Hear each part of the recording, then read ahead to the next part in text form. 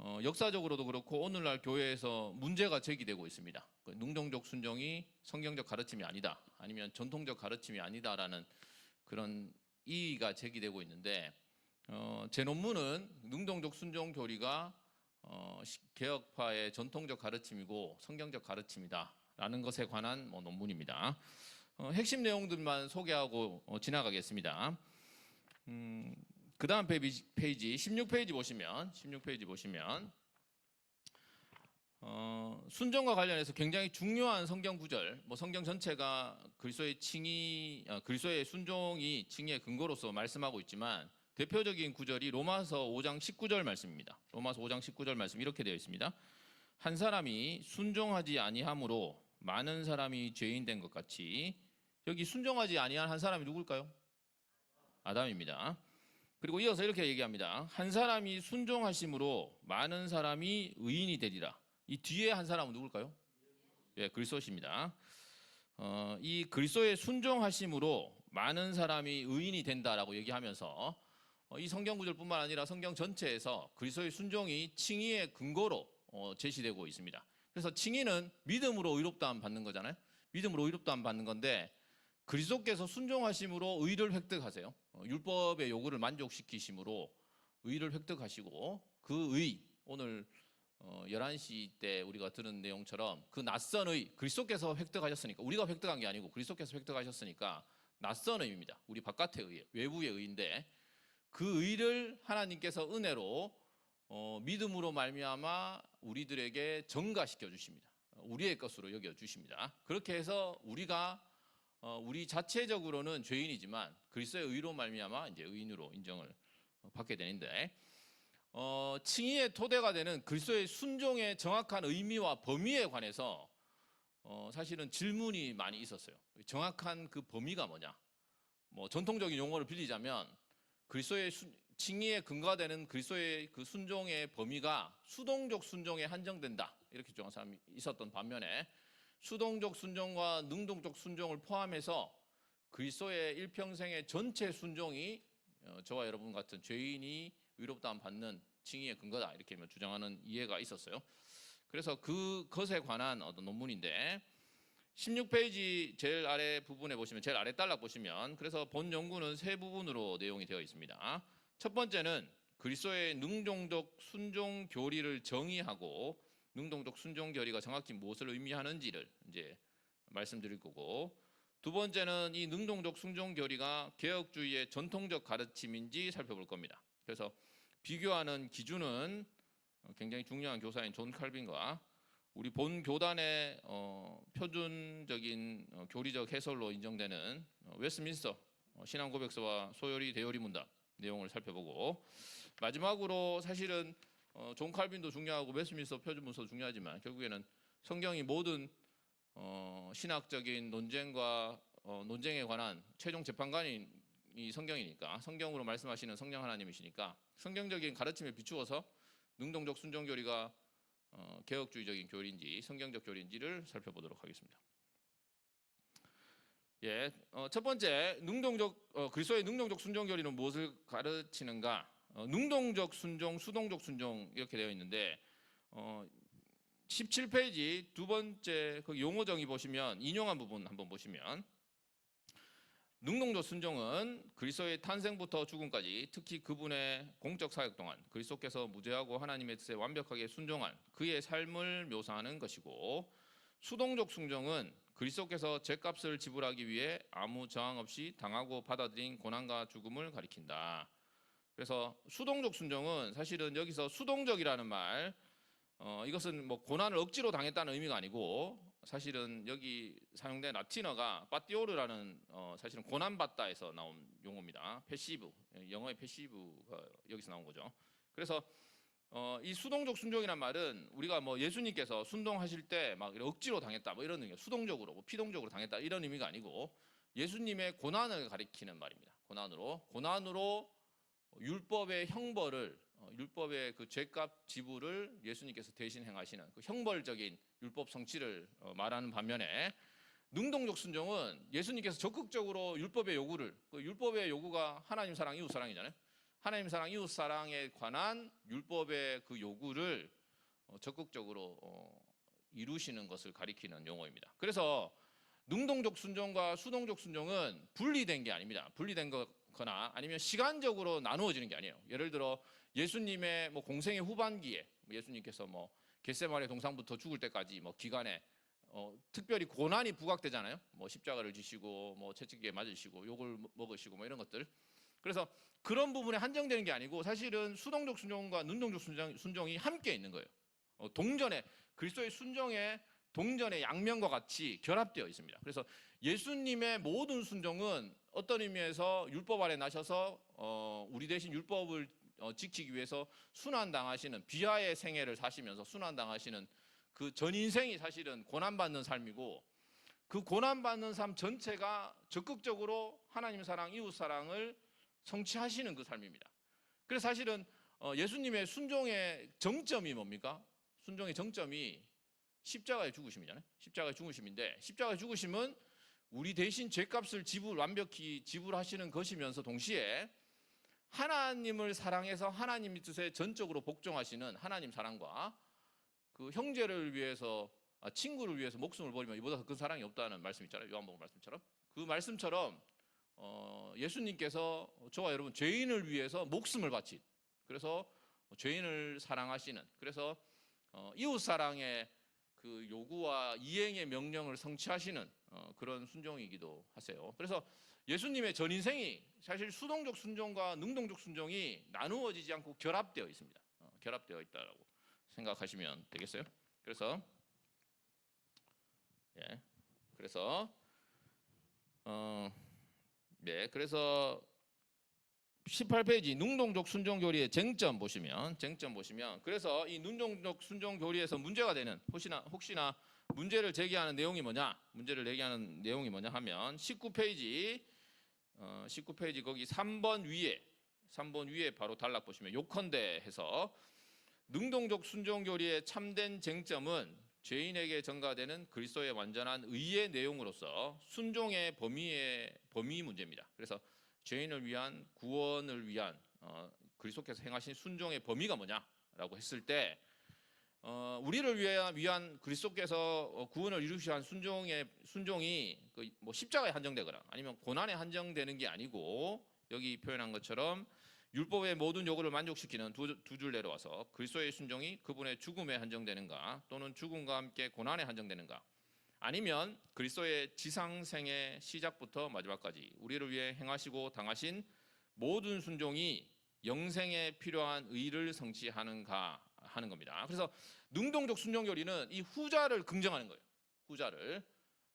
후자만 그러니까 우리가 적극적으로 예수님께 십자가의 죽으심을 무시하는 게 아니고 십자가의 죽으심뿐만 아니라 십자가의 죽으심에서 정점을 이룬 하나님 사랑과 이웃 사랑의 율법의 적극 이행의 요구와 함께 율법의 죄인에게 묻는 요구하시는 죄값 지불까지 다 그것이 예수 그리스도의 일평생에 행한 모든 순종으로 그 율법의 요구를 이루셨다라는 것을 말하는 게 능동적 순종 교리입니다. 그러면 이런 능동적 순종 교리가 역사적 개혁파 교리인가? 역사적 개혁파 교리인지 알려면 우리 개혁교회의 역사적 주장들을 살펴봐야 되겠죠. 그러면 살펴보는 방법은 여러 가지가 있습니다. 뭐 역사적 개혁교회의 대표적인 교사들을 살펴본다거나, 뭐 칼빈 같은 사람이죠. 뭐 칼빈이라든가 아니면 그 이후에 뭐 개혁파 정통주의의 유명한 사람들이라든가 아니면 신앙 고백서를 통해서 우리가 개혁교회의 역사적 신앙을 확인할 수 있습니다. 역사적 신앙을 확인할 수 있는데 그래서 이제 두 가지를 통해서 그 내용을 확인하려는데 첫 번째는 그 유명한 칼빈 선생님이고 다른 하나는 웨스트민스터 표준문서입니다. 존 칼빈 선생님의 내용, 잔 칼빈 선생님의 내용을 보면 21페이지 칼빈이 뭐라고 얘기를 했느냐 하면 21페이지 위에서 네 번째 줄 보시면 칼빈에 따르면 의의 완전함을 가르치는 율법에 대한 완전한 준수가 하나님 앞에서 의입니다. 그래서 하나님 앞에 의롭다는 것은 율법을 완벽하게 지킨다는 얘기예요. 완벽하게 지킬 때 의를 얻을 수 있습니다. 의를 얻을 수 있는데 죄인이 이렇게 할 수가 없겠죠. 하늘 아래 아무도 아담 안에서 부패하고 나서는 아무도 이렇게 하나님 앞에 의를 획득할 수가 없어요. 그렇게 할 수가 없습니다. 그래서 사람은 하늘 심판자 앞에서 의롭다고 여겨지고 율법에 대한 의로운 순종에는 구원의 영원한 보상이 기다린다. 이건 칼빈 선생님의 그대로 말이에요. 만약에 이런 거죠. 만약에 사람이 율법의 요구를 완벽하게 지키면 자신의 율법의 순종으로 영생을 얻는 겁니다. 칼빈 선생님이 그렇게 얘기하고 있어요.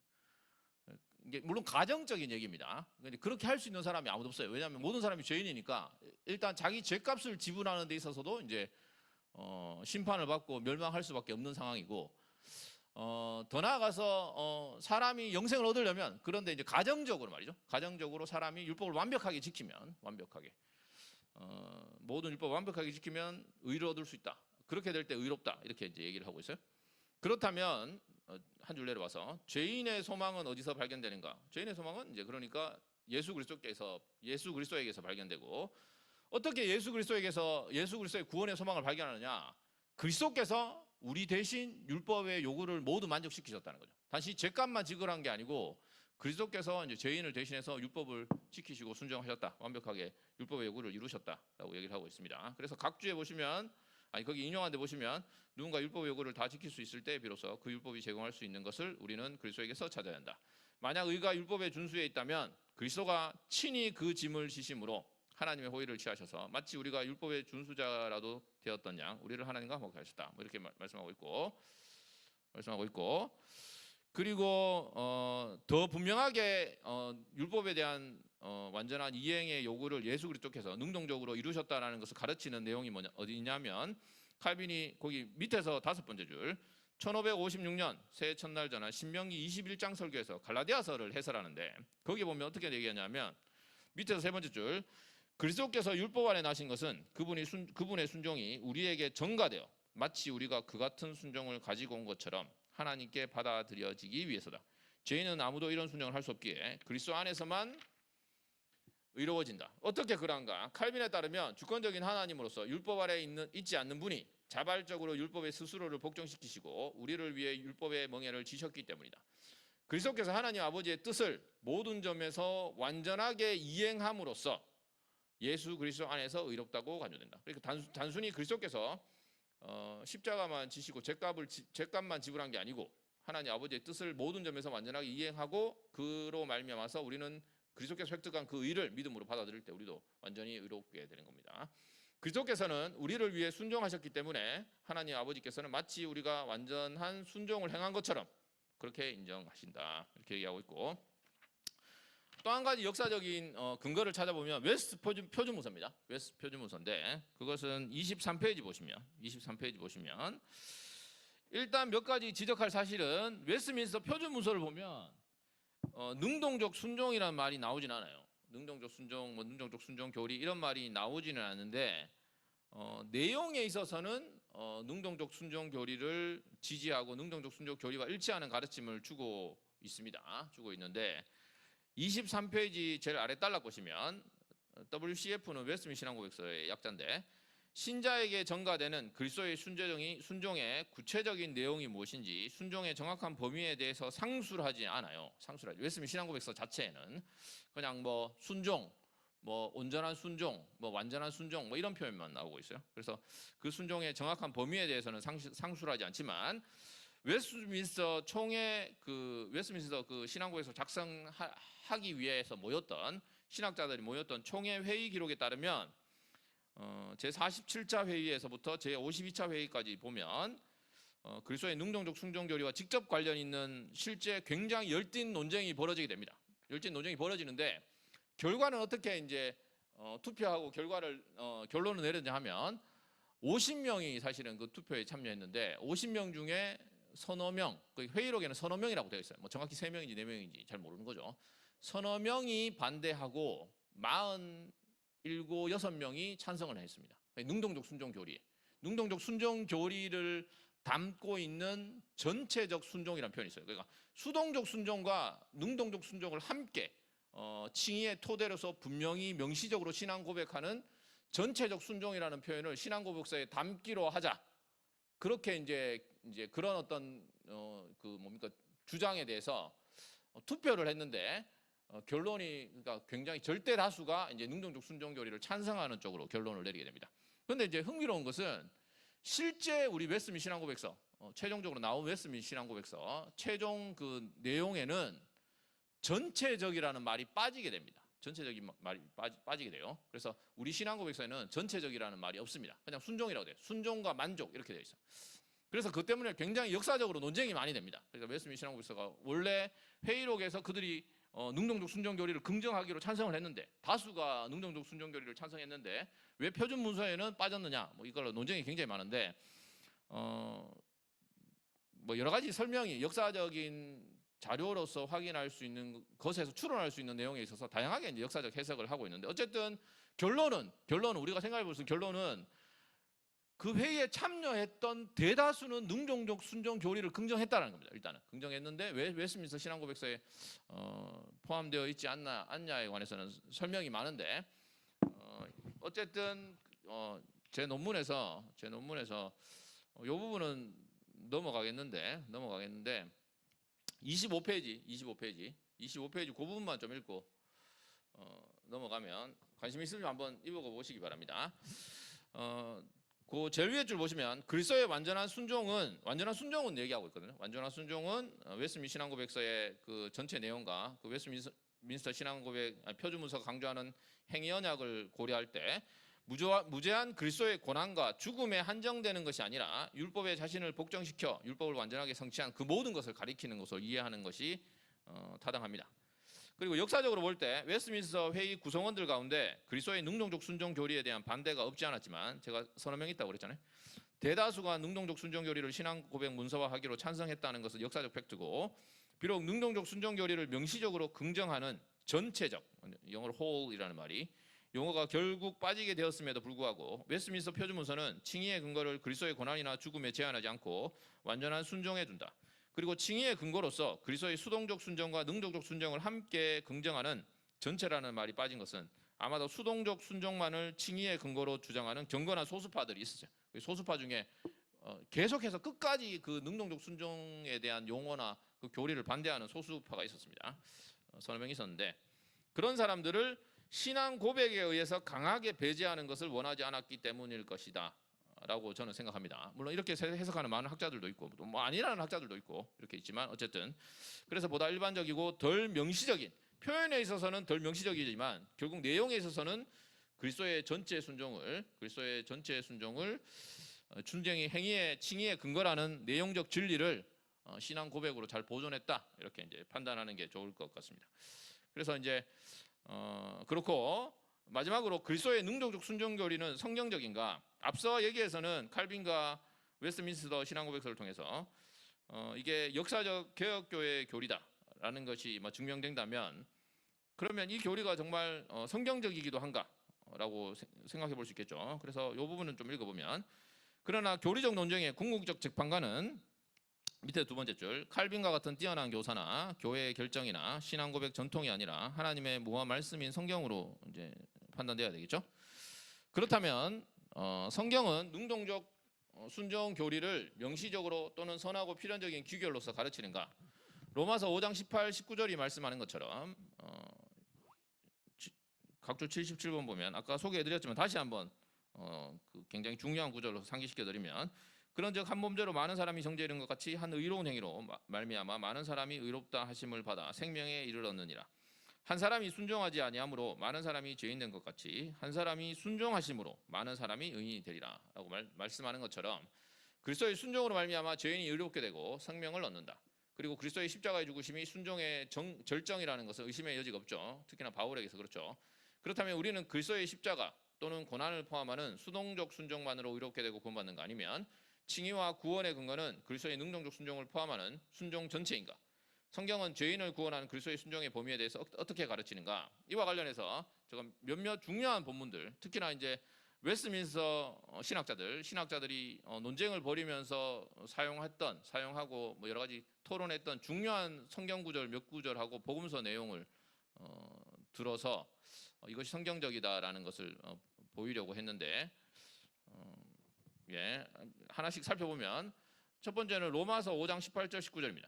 이 구절은 웨스트민스터 표준문서에서 칭의에 관한 고백의 대표적인 증빙 구절로 실제로 사용되는 구절인데, 여기서 사용하는 우리에게 의를 가져다 두는 그리스도의 순종, 그 순종이 쟁점은 다시 한번 말씀드리지만 십자가에 죽으시는 순종에 한정되는가, 십자가 그 의로운 순종, 뭐 한 의로운 행위 또는 뭐 한 사람의 의로운 순종이라고 했을 때 그게 십자가에 한정되는가, 아니면 십자가를 포함해서 그리스도의 전체 순종을 가르치는가, 그게 굉장히 중요한 쟁점이에요. 그래서 내용을 살펴보면 이렇습니다. 제일 아래 달락 보시면 밑에 한 10번째 줄 보시면 그리스도의 의로운 행위, 순종은 둘 다 단수예요. 복수가 아니라 단수입니다. 단수인 이 의로운 행위의 순종은 그리스도의 죽음만 가리키는가? 물론 이 순종에 십자가가 포함되겠죠. 그리고 십자가가 바울에게 중심적이라는 의심할 여지가 없다. 바울은 로마서 5장 10절에서 그의 아들의 죽으심으로 말미암아 하나님과 화목하게 되었다고 말씀한다. 그렇다면 바울은 단지 죽음 또는 십자가로만 말미암는 구원을 말하는가? 그런 것 같지 않아요. 바울이 같은 5장 10절에서 후반부에서 그의 살아나심으로 말미암아 구원받는다라고 얘기하고 있습니다. 그리고 더 나아가서 로마서 4장 25절에는 우리의 범죄 때문에 그리스도의 죽음에 넘겨지고 우리를 의롭다 하시기 위하여 그리스도께서 부활하셨다라고 말하면서 어떤 의미에서 4장에서는 부활에 더 강조점을 두기도 합니다. 그래서 분명히 바울은 죽음과 부활을 함께 그 근거로 말씀하고 있어요. 그리고 부활은 그리스도의 완전한 순종을 입증하는 굉장히 중요한 하나님의 그 정당화인데, 이 완전한 순종은 단순히 십자가에서만을 가리키는 게 아니고 나머지 모든 순종과 분리된 십자가의 죽으심이라는 단일한 행위의 완전함보다는 전체 순종의 완전함으로 생각하는 게 더 타당해 보입니다. 더 나아가서 바울은 여기서 의로운 행위, 디카이오마라는 말을 사용하는데, 여기서 물론 여기서는 제가 그 원형을 소개해 드렸는데 말을 특정한 한정 없이 사용을 하고 있어요. 그래서 몰터 바우의 그 헬라어 사전에 보면 여기 세 가지 의미로 이 단어가 사용되는데, 첫 번째는 의로운 계명, 두 번째는 의로운 행위, 세 번째는 의롭다 하심이라는 의미로 사용되는데, 여기서 의로운 행위의 가장 자연스러운 의미는 형벌을 당하는 것에 한정하는 게 아니고, 우리가 상식적으로도 그렇고 성경의 용례에서도 그렇고 의로운 행위라고 할 때 이것은 하나님의 뜻에 일치하는 순종을 가리키는 말로 일반적으로 사용됩니다. 예를 들어 동일한 단어가 요한계시록 19장 8절에서 타 디카이오마타라고 이제 사용되거든요. 거기서도 옳은 행실이 나옵니다. 똑같은 단어가 사용되는데, 옳은 행실은 성도의 옳은 행실이란 말이 사용되거든요. 그런데 성도의 옳은 행실을 성도의 죽음과 고난과 인내만, 그러니까 순환적인 측면에만 한정하는 것은 옳지 않아 보이죠. 이게 뭐 문맥상으로 맞지 않아 보이죠. 그래서 그것을 포함하겠지만 죽음과 고난만 가리킨다고 해석하는 것은 타당해 보이지 않는다. 그리스도의 순종이 십자가에서 최고로 나타났지만 그리스도의 다른 순종을 그리스도의 의로운 행위에서 제외시키는 것은 부적절해 보입니다. 그래서 한 달락 내려와서 의를 위한 이런 율법의 철저한 요구를 만족시키는 그리스도의 완전한 순종은 특정한 순종 행위에 제한하는 것은 타당해 보이지 않습니다. 뭐 십자가가 중요하고 또 십자가가 굉장히 그 순종에 앞서 제가 말씀드린 것처럼 하나님 사랑, 이웃 사랑의 정점이라 하더라도 그것만으로 의롭다함 받는다 이렇게 얘기하기에는 타당해 보이지 않아요.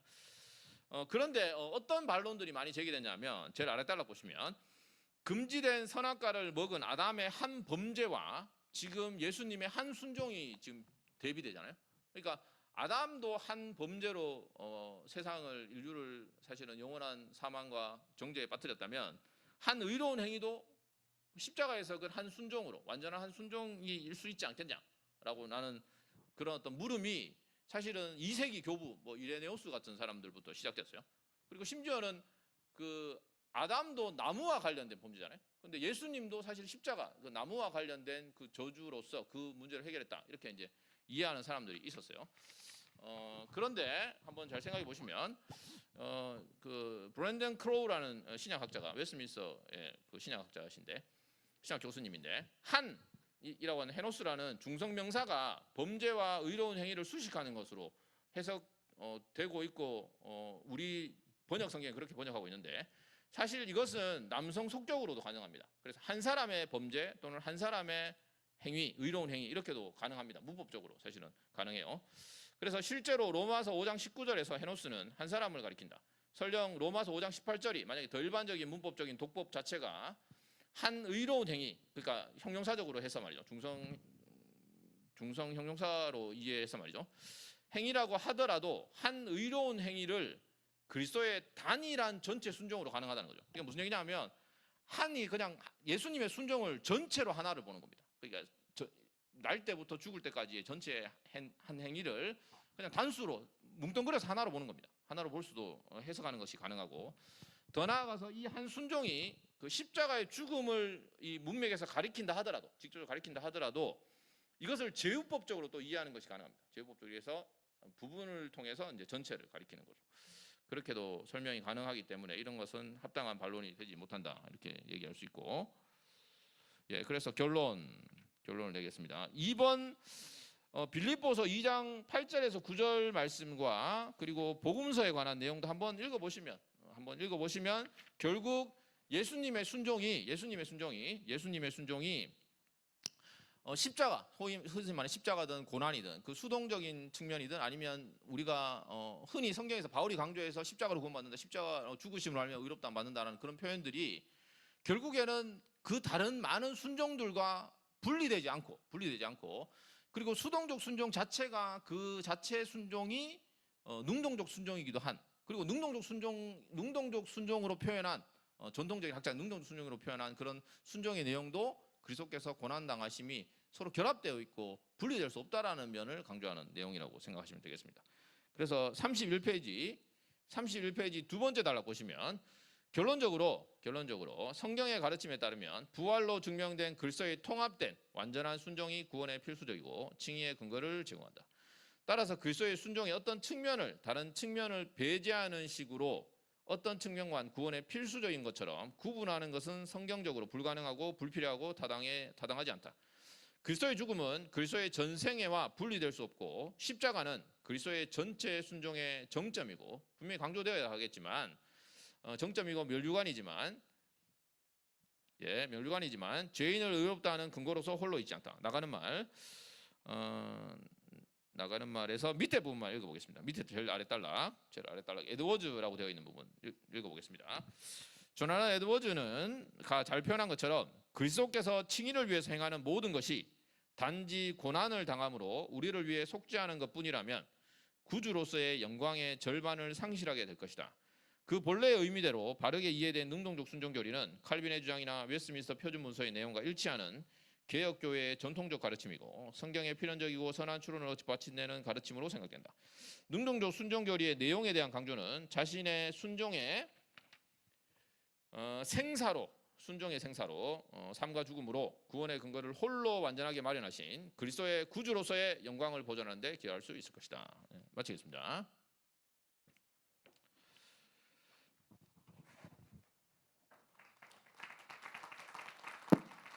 적극적으로 강의해 주신 교수님께 감사드리고요. 이 시간에 본 발표에 관련되어서 질문 있으면 질문을 받도록 하겠습니다. 질문하실 때는 손을 들어 표시해 주시면 마이크를 갖다 드리고요. 질문의 내용은 간단하고 명확한 질문으로 해주시면 감사하겠습니다.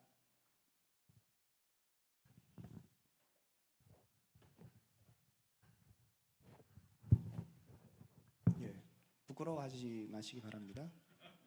원래 처음이 어렵습니다. 예, 질문 여기 나왔습니다.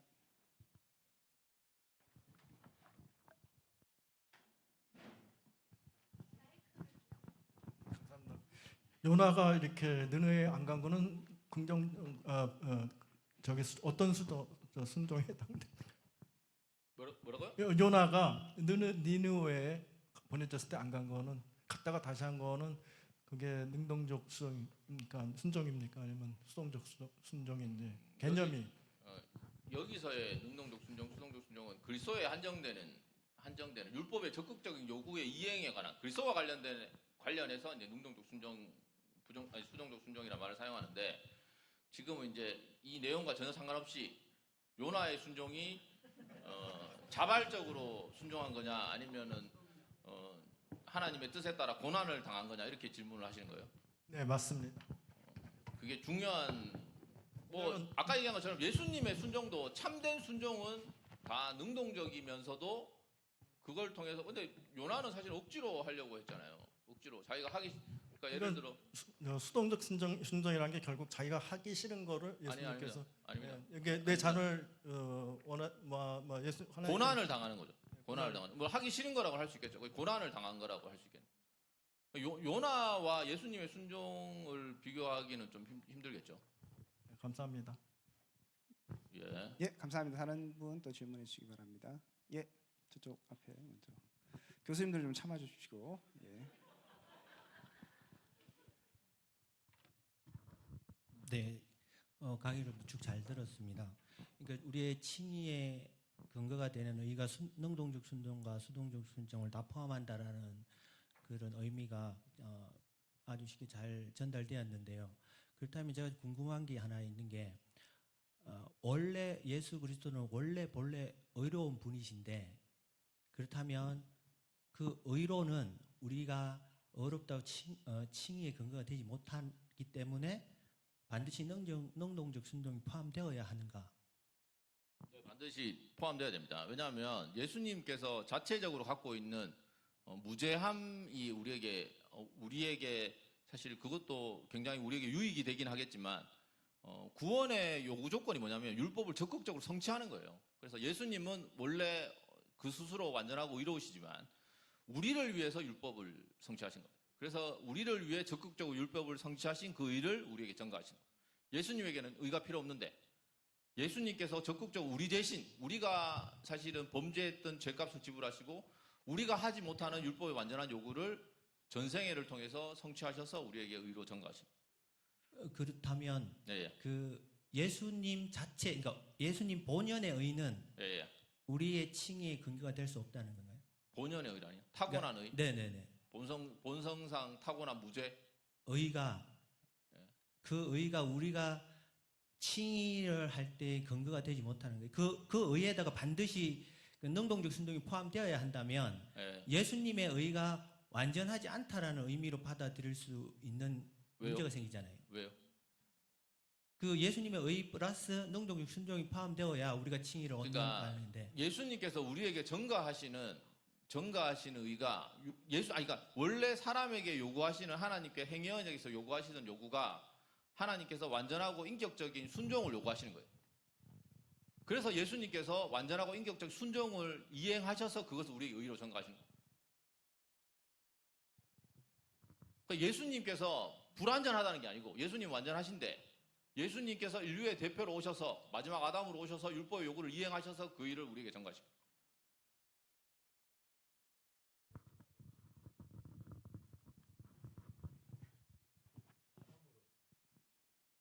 뭐 어떤 얘기를 하려나?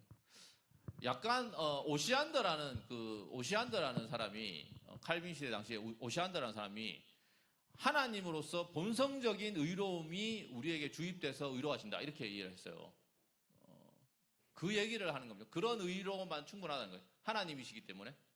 근데 원래 하나님께서 사람에게 요구하시는 영생의 자격으로서 요구하시는 것은 율법을 적극적으로 이행하는 거라고. 예. 이거 질문을 좀 정교하게 해주시면. 예, 다른 또 질문 받으면서 제가 이해하기로는 아마 우리의 죄의 문제가 그 불순종의 문제이기 때문에 그걸 해결하려면 본성적 의가 아니라 우리가 불순종했던 그것을 채우시는 게 아닐까 하는. 자, 예. 예. 저 뒤에. 예. 그 아까 첫 번째 질문 하셨던 전도사님 내용을 들으니까 그 용어 선정에서 문제가 좀 있어 보이거든요. 그래서 따로 설명해 주셨잖아요. 능동적 순종과 수동적 순종의 용어에 그게 어떤 자기가 적극적으로 하냐 뭐 당하느냐 이런 의미가 아니라 범위의 문제라고, 순종의 범위의 문제라고. 그런데 아까 첫 번째 질문처럼 안 배운 사람 입장에서 그 용어를 먼저 들으면은 그리스도에 관한 이제 이게 주제인데 일반 사람이 자기가 능동적으로 순종을 하느냐 아니면 뭐 고난을 이제 피동적으로 당하느냐 그런 식의 주제로 이렇게 연결이 되는 이제 오류들이 발생을 한단 말이에요. 그럼 애초에 용어 자체가 좀 변경되어야지 그게 타당한 것 아닌가 하는 생각이 들고요. 그 용어를 계속 유지하는 거는 좀 신학자들이 어떤 그 뭐랄까 좀 답변을 하면 그 종교개혁 이전에 중세 이제 신학자들이 능동적 순종, 수동적 순종의 말을 사용했어요. 신학 용어를 굉장히 오랫동안 사용해 왔어요. 그러면 그 용어를 잘 정교하게 따듬고 개선해서 사용하는 게 사실 좋아요.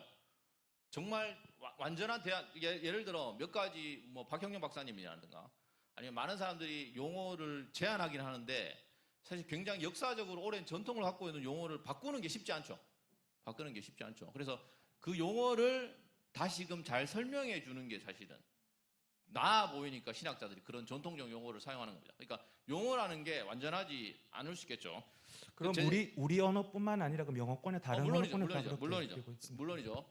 그리고 여기 보시면 제가 제 마지막 그 논문 32페이지 거기 보시면 거기 각주 베고메 라틴어로 데 보카블로 두비테뚜르 레 살바 이렇게 해서 사실은 내용이 잘 지켜지면 신학 용어가 막 그렇게 결정적인 건 아니거든요. 근데 이제 사실은 더 나은 대안으로 예를 들어 수동적 순종이란 말 있잖아요. 수동적이란 말이 억지로라는 비자발적인 느낌이 든단 말이에요. 비자발적인. 그렇기 때문에 이 보통 수동적이란 말이 사실은 라틴어의 고난받다에서 나와서 뭐 순환적 아니면 뭐 희생적 순종으로 바꾸자 이런 말은 있는데 그렇게 얘기하는 사람이 있지만 다 번역 용어는 보통 일반적으로 수동적 순종이라고 쓰고 영어에서는 그냥 passive obedience라고 그냥 씁니다. 예, 감사합니다. 예, 또 다른 질문 부탁드립니다. 예.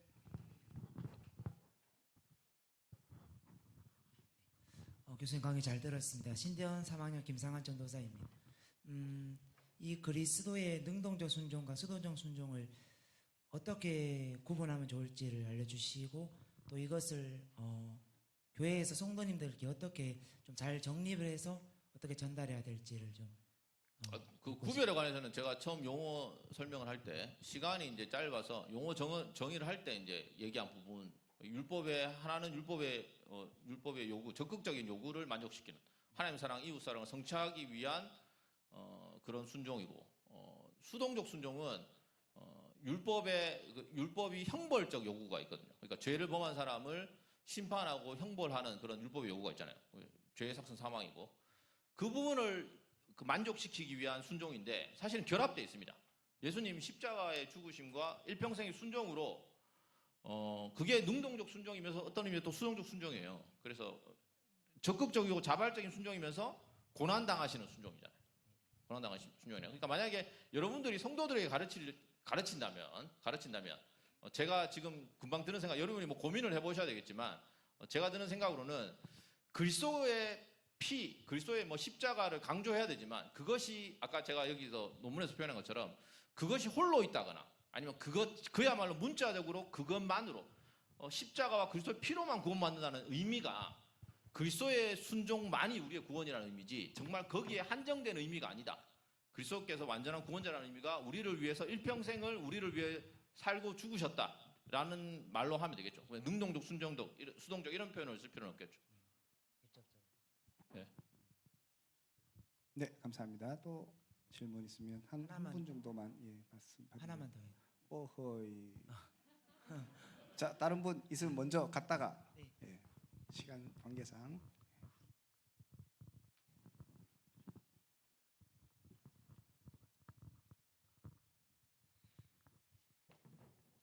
네, 저는 신학과 학부 2학년 김진석이라고 합니다.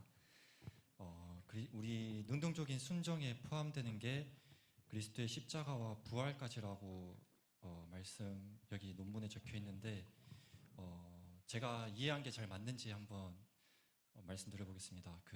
예수님께서 성육신 하심으로써 인간의 몸으로 이 땅에 있는 것 자체로 수동적인 어떤 고난을 당하는 걸로 이해해서 예수님께서 승천하시기 전까지 부활하시고 난 다음에 그 인간의 몸으로 계시는 그 순간마저도 능동적인 순종에 포함된다고 이해해도 괜찮을까요? 그러니까 예수님의 날 때부터 죽고 부활하기까지의 전생애가 순종의 삶이고 그 순종의 삶의 동전의 양면이 수동적 순종과 능동적 순종이에요. 그러니까 전체가 다 포함되는 겁니다. 전체가. 제가 이게 첫 부분에 수동적 순종, 능동적 순종의 정의랑 쟁점의 부분을 뭐 읽었지만 빨리 이렇게 넘어갔잖아요. 전체를 다루기 위해서 그 부분에 다루고 있는데 전체가 다 포함돼요. 전체가 다. 한 특정한 사건이나 특정한 일이나 뭐 십자가 부활만 이렇게 해당하는 게 아니고 전생애가 우리를 위한 저와 여러분을 위한 살고 죽은 모든 구원을 위한 하나의 전체 완전한 순종으로 이해를 해야 됩니다. 그래서 능동적 순종 교리는 제가 논문에 마지막에 표현한 것처럼 그리스도의 순종에서 십자가가 율법의 적극적인 요구를 만족시키는 거면서도 죄값의 완전한 지불이잖아요. 그 전체에서 그 어느 것 하나도 우리의 구원을 위해 불필요한 게 없다는 거예요. 불필요한 게 없다. 전체가 우리를 위해 살고 죽으신 삶이다라는 겁니다. 네, 감사합니다. 자, 혹시 마지막 질문. 네. 네.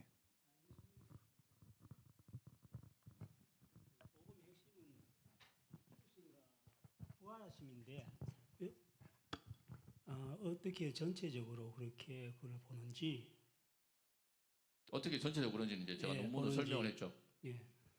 그리고 네. 예수님께서는 우리의 죄 때문에 이렇게 십자가에 죽으시고 부활하셨는데 또 율법의 순종으로 통해서 어떻게 복음의 성취가 되는가? 그 두 가지 답변해 주세요. 첫 번째는 제가 논문에서 얘기를 한 것 같고, 두 번째 문제는 원래 하나님께서 아담에게 맺으신 언약할 때 구원, 아까 제가 칼빈 얘기도 했고 성경 얘기도 했잖아요. 하나님께서 요구하시는 것은 완전한 의입니다. 완전한 의.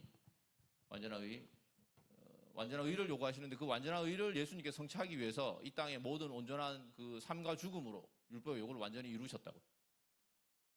그래서 그 의가 우리에게 전가되는 거예요. 예? 뭐가요? 예수님의 생애도 우리에게 전가되는 게 생애가 아니죠. 아니고 예. 예수님이 생애를 통해 이루신 순종의 생애로 이루신 의가 우리에게 전가돼요. 의도 포함된다 이 말씀이에요? 전생애로 성취한 그럼 그게 복음이라고 저는 생각 안 하는데 복음은 십자가에 죽으신가 부활을 제가 핵심으로 알고 있는데 부활이라는 게 이 논문 그러니까 제가 빨리 읽었잖아요. 시간 관계상 빨리 읽었는데 부활은 전생의 완전한 순종이 확실하다는 증거입니다. 그것 때문에 예수님이 부활하신 거예요. 그러니까 그 모든 것이 분리되거나 단절되거나 홀로 있는 게 아니라고. 능동적 순종 교리의 가르침은.